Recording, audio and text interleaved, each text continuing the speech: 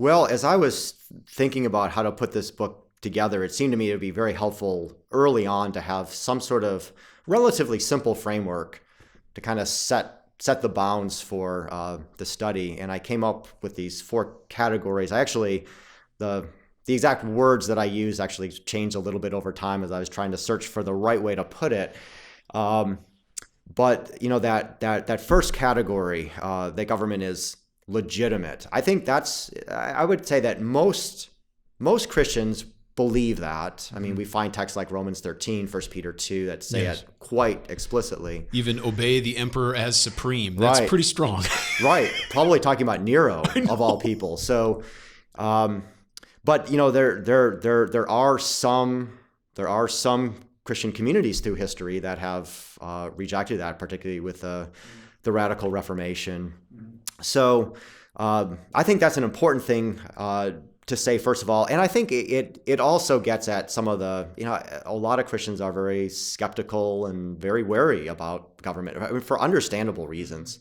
So I think it is important to say that up front, that God has ordained civil government for this fallen world. And so government is legitimate. At the same time, it's provisional. And I think that balances the other one. And that God has established government for this present world.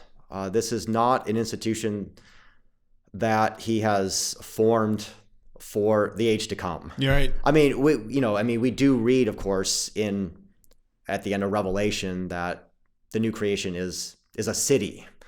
But that's a metaphor. It's not a city in the same way that we have cities now.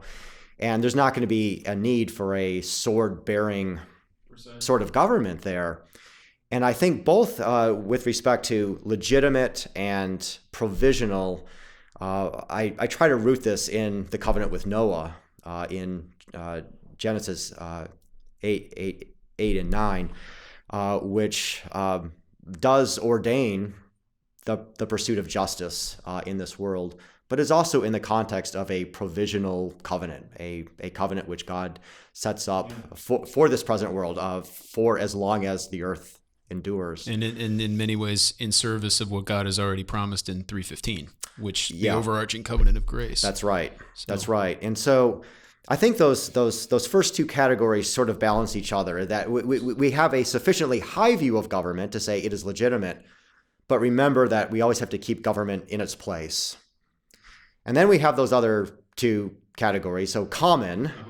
And what I mean by that is that God has ordained governments for believers and unbelievers alike. And, this is something that I think most Christians now would have to admit that that's true, but I think it's still uncomfortable for a lot of Christians to think about that. But I think both in the covenant with Noah, as well as what you see in Romans 13 and a lot of other texts, is that government is not just for believers, but that God has ordained government for the ordering, for some measure of justice and peace for the broader human community. And I think that's something that's important to affirm. That's what I get at with that idea of common, but that it's accountable. And as you were saying, I think one of the dangers of saying that government or our political communities are common is to say, well, okay, it's for Christians and non-Christians alike, so maybe there are no moral standards. Right. And what I'm trying to say here is no. Or total neutrality. Or neutrality. Yeah. In fact, I originally my phrase was common but not neutral. Mm-hmm. And you have some language to that effect elsewhere in the book, so that you haven't shunned it.